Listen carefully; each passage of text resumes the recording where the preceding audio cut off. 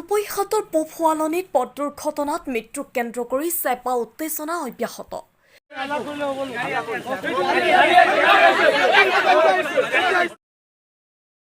ৰূপৈহাটৰ পফুৱালনিত তীব্ৰবেগী টাটা মোবাইল বাহনৰ খুন্দাত থিতাতে নিহত হয় শিশু আৰু মহিলাৰ।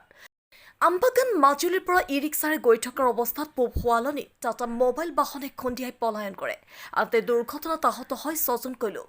দুৰ্ঘটনা সংঘটিত হোৱা পথছোৱা আমবাগান পঞ্চায়তৰ কৰ্মচাৰীয়ে ৰাভিছ পেলাই থোৱাৰ ফলতে দুৰ্ঘটনা সংঘটিত হোৱাৰ অভিযোগ স্থানীয় ৰাইজৰ। আমবাগান পঞ্চায়ত অন্য ৰাস্তাৰ কাম কৰিবলৈ গড়কাপ্তানি পথৰ ওপৰত একমাহে আধা পথ বন্ধ কৰি পেলাই থৈছে ৰাভিছ, যাৰ ফলত দুৰ্ঘটনাটো সংঘটিত হৈ 2জনৰ প্ৰাণ গ'ল। গুৰুতৰভাৱে আহত হ'ল 6জনকৈ লোক। আমবাগান পঞ্চায়তৰ চূড়ান্ত গাফিলতিৰ বাবে দুৰ্ঘটনাত পতিত হ'ল। গড়কাপ্তানি পথক পৈতৃক সম্পত্তিৰ দৰে ব্যৱহাৰ কৰিছে আমবাগান গাঁও পঞ্চায়তে। দুৰ্ঘটনা সংঘটিত কৰি পলায়ন কৰা টাটা মোবাইল বাহনখন ইতিমধ্যে আমবাগান আৰক্ষীয়ে জব্দ কৰিছে। দুৰ্ঘটনা সংঘটিত কৰা বাহনখনৰ নম্বৰ হৈছে AS02DC 0656। পফুৱালনি দুৰ্ঘটনাৰ ঘটনাটো তদন্ত কৰি দুৰ্ঘটনা সংঘটিত কৰা টাটা মোবাইল বাহনৰ পথৰ ওপৰত ৰাভিছ পেলাই থোৱাসকলৰ আইনৰ আওতালৈ আনিবলৈ আহ্বান জনাইছে এতিয়া স্থানীয় ৰাইজে। আৰু যিখিনি ঘটনা হ'ল গোটেই ঘটনা মোৰ চকুৰ আগতেই হ'ল। মানে বুলুৰু পিকআপ যোনটো আছিল, বুলুৰু পিকআপটো আহি আছিল আপোনাৰ এইটো দক্ষিণ ফাল হয় ন, দক্ষিণ ফালৰ পৰা আহিছিল বুলুৰু পিকআপটো, আৰু টমটমটো আহি আছিল আমবাগানৰ পৰা, উত্তৰ ফালৰ পৰা আহি আছিল। টমটমটো ঠিক ঠাক মতে তাৰ জাগাতে আছিল, লাহে লাহে আহি আছে। আৰু যোনটো বুলুৰু পিকআপ হয় এইটো একদম তামাম স্পীডত আছে, মানে 1 ছেকেণ্ডতে আহি এনেকা খুন্দা দিলে, একদম চোৰ মাৰ কৰি দিলে টমটমটো। আৰু এইগিলা মানুহৰ অৱস্থা বহুত বেয়া আছিল। তথাপি মই মানুহগিলাক নাচাই অভাৰটেক কৰি মই গাড়ীটোক ধৰিছোঁ, ধৰি গাড়ীৰ নম্বৰটো লৈছোঁ। গাড়ীৰ নম্বৰটো মই কৈ দি আছোঁ, কওকচোন নম্বৰটো। গাড়ীৰ নম্বৰটো হ'ল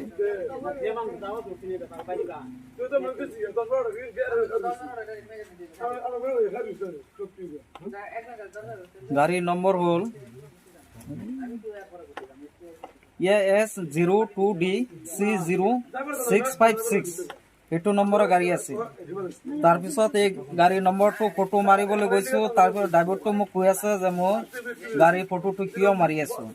পিছত মই ড্ৰাইভাৰক ক'লোঁ যে তুমি ইমান ডাঙৰ এটা ঘটনা কৰি আহিছ, কেইটা মানুহ মৰিছে, তুমি তথাপি কেনেকৈ কথাটো কৈছা মোক যে গাড়ী ফটো মাৰিব নোৱাৰিম। মই মাৰিম, মই জোৰ জবস্তি গাড়ী ফটো মাৰি লৈ আহিছোঁ। আৰু এইকাৰণে মই এই যোনগিলা মানুহ এক্সিডেণ্ট হৈছে এইগুলা মানুহ অলপ হেল্প হৈ যাব, সহায় হৈ যাব, সেইকাৰণে মই এইখিনি কাম কৰিছোঁ। মই যিমান পাৰোঁ ইমানখিনি কাম ভালকৈ মই কৰি দিছোঁ। গাড়ীটি কোনখানে হয়? গাড়ীটো শুনা পাইছোঁ ইয়াৰে আমবাগানৰে হয়। আৰু টমটম গিলা আছিল আপোনাৰ এইফালে কি জাগাৰ নাম আছিল, মাগুৰমাৰী। যোৱাকালি নিশা 7:30 মান, আনুমানিক 7:30 মান বজাত যি দুৰ্ঘটনা হৈছে, একেখন পৰিয়ালৰেই 2জন সদস্য লগে লগে মৃত্যুবৰণ কৰিছে। যাৰ ঘৰৰ এই মানুহ দুগৰাকী মৃত্যুবৰণ কৰিছে তেখেতেহে বুজি পাব কিমান বেদনাদায়ক। কিন্তু এটা কথা মই ক'ব বিচাৰোঁ, আপোনালোকৰ সংবাদ মাধ্যমৰ জৰিয়তে এটা কথা ক'ব বিচাৰোঁ, টমটম আৰু বলেৰো পিকআপে যি দুখন গাড়ীয়ে ইয়াত দুৰ্ঘটনাত পতিত হ'ল, কিন্তু দেখা গৈছে যে আজি দিনত ৰাস্তাত ওলাবলৈ হ'লে টমটমৰ কাৰণে ৰাস্তাত ওলাব, খোজকাঢ়ি যাব নোৱাৰি। এনেকুৱা টমটম কিছুমান ওলাইছে, নাই নথি পত্ৰ, নাই ড্ৰাইভিং লাইচেন্স, নাই ড্ৰাইভিং কৰাৰ যোনটো বয়স সীমা এটা থাকে সেই সীমাটোও নাই। মুঠতে টমটম হ'লেই হ'ল আৰু কোনো কাগজৰ নথি পত্ৰ নাই। তো গতিকে কালি যে এক্সিডেণ্টটো হ'ল, ইয়াত এক্সিডেণ্ট হোৱাৰ আৰু এটা কাৰণ ইয়াত লুকাই আছে। কিন্তু আজিলৈকে দেখিছোঁ আপোনালোকৰ কিছুমান সংবাদ মাধ্যমে বাতৰি সম্প্ৰচাৰ কৰিছে, কিন্তু তাৰ ভিতৰত আমি দেখা পালোঁ যে এটা বস্তু লুকাই আছে, যে ঘটনাটো হ'বলৈ পাৰিলে কেনেকে। চাওক, ঘটনাটো এনেকে হ'ব পাৰিছে যে আমাৰ এই যিখন আমবাগানৰ পৰা 2 নং বাইতাহিলে গাঁও পঞ্চায়তলৈ যোৱা অহা যোৱাৰ যোনটো বাট, যোনটো ৰাস্তা, এই ৰাস্তাৰ কাষত আৰু এটা ৰাস্তা সোমাই গৈছে, পঞ্চায়তৰ ৰাস্তা। আমি শুনা পাইছোঁ যে MG এনৰেগাৰ অধীনত কাম চলি আছে। কাম চলা নাই, MG এনৰেগাৰ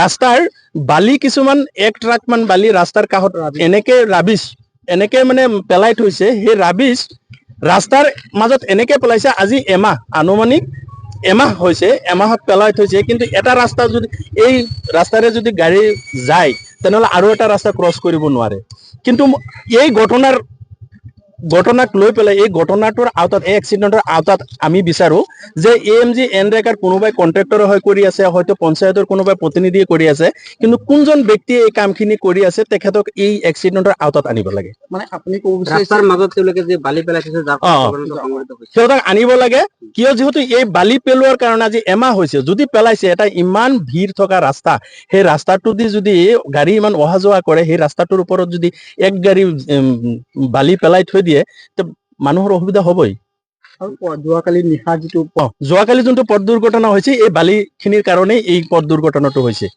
কি আহ্বান জনাব এইটো আমি আপোনালোকৰ থ্ৰু দি আৰক্ষী প্ৰশাসনক আমি এটা আহ্বান জনাও যে যোন যিটো ঘৰৰ এই মানুহখিনি ঢুকাইছে হয়তো সিহঁতে গম পাব যে ক'লে সিহঁতে কি হৈছে একেখন পৰিয়ালৰ 2-3জন মানুহ নিহত হৈছে শুনা পাইছো দুজন শুনা পাইছো কিন্তু এজনৰ কনফিউজন হৈ আছে এজন মানুহ মৃত্যুবৰণ কৰিছে নে নাই কিন্তু আৰু বাকী 6জনো আহত হৈছে মৃত্যুৰ লগত যুঁজি আছে তো গতিকে আপোনালোকৰ মাধ্যমৰ থ্ৰু দি এটা কথাই ক'ব বিচাৰো যে এই যে টমটম বিলাকৰ অতি সোনকালে ইহঁতক নাকি লগাব লাগে কাৰোবাৰ হয়তো ড্ৰাইভিং লাইসেন্স নাই অনুজ্ঞা পত্ৰ নাই কোনো বয়সৰ সীমা নাই কোনো ধৰণৰ লাইসেন্স বিহীন গাড়ীবিলাক অটো বিলাকেই হওক বা টাটা মোবাইলেই হওক বলেৰো পিকআপেই হওক কোনো লাইসেন্স বিহীন নাই ইন্স্যুৰেন্স সিহঁতে গাড়ী চলাই আছে আৰক্ষী প্ৰশাসনে ইয়াৰ ব্যৱস্থা ল'ব লাগে হোৱাৰ পিছত আমবাগান থানাত আগতে ফোন মাৰিছিলো সিহঁতে আহিছে আহি কিনে আপোনাৰ এম্বুলেন্স মাতা নাই সিহঁতে মালটানা এখন এচি লৈ আহিছে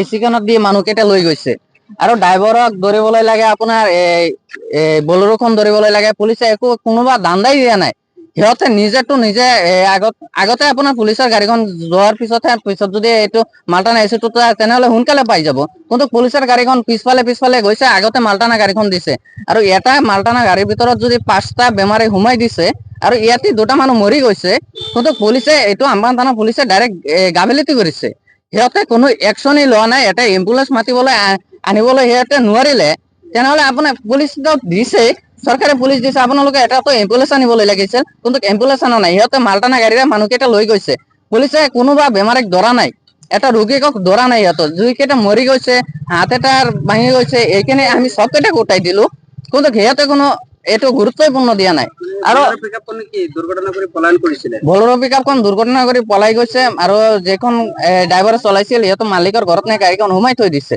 কিন্তু পুলিচে এইটো বিষয়ে একো জনোৱা নাই বা কিবা এটা কৰাও নাই সিহঁতে কৈ আছে যে মানুহকেইটা আগতে লৈ যাওঁ আৰু মানুহকেইটা আগতে যেন তই লৈ যাবি কিন্তু তই এটা এম্বুলেন্স লাগিছিল না এম্বুলেন্সটো হ'লে অলপ সোনকালে মানুহকেইটা লৈ যাব পাৰিলেহেঁতেন কিন্তু সিহঁতে মালটানা গাড়ীৰে লৈ গৈছে আৰু ৰাস্তাটোৰ মাজত আধা ৰাস্তাত সিহঁতে বালি পেলাই থৈ দিছে আধা ৰাস্তাটোত সিহঁতে বালিকেইটা পেলাই থৈ দিছে আৰু আধা ৰাস্তাত কেনেকে 2টা গাড়ী ক্ৰছ কৰিব কোনে পেলাইছিলে বালিটো এইটো পঞ্চায়তৰ কিবা এটা কাম আছে এইটো কাৰণে কণ্ট্ৰেক্টৰে পেলাইছে কোনটো পঞ্চায়ত এইটো আমবাগান গাঁও পঞ্চায়তৰ হয় প্ৰথমতে কিমান দিন ধৰি পেলাইছে এইটো প্ৰায় অনুমান 1 মাহ হৈ যাব যাৰ কাৰণে এক্সিডেণ্টটো হৈছে আৰু আপোনাৰ ড্ৰাইভাৰখন যেন আহিছে আমি তেতিয়া চেণ্টাৰতে আছিলো সি ইমান স্পীডত আহিছে বলেৰোখন মেক্সিমাম 80 স্পীডত আহিছে সুৰাপান কৰিছে নিশ্চয় নহ'লে আপোনাৰ এনেকে দুৰ্ঘটনাটো নহয় একেলগে 3টা মানুহ মৃত্যুবৰণ কৰিছে এইটো কি ধেমালি কথা নহয় এইটো আহ্বান জনাইছো মানে কি গাড়ীখন চিজ কৰি দিবলৈ লাগে আৰু ড্ৰাইভাৰক যিটো শাস্তি দিবলৈ লাগে এইটো যাতে আমাৰ অসম চৰকাৰে হিমন্ত বিশ্ব শৰ্মাক আহ্বান জনাইছো সিহঁতে যাতে সোনকালে শাস্তিটো দি দিয়ে আৰু গাড়ীখন চিজ কৰিবলৈ লাগে সেইটোৰ ওপৰত আইনৰ এটা ব্যৱস্থা ল'বলৈ লাগে আমি ৰাইজে এইখিনি আহ্বান জনাইছো ব্যুৰো ৰিপৰ্ট ডিটক্স এনি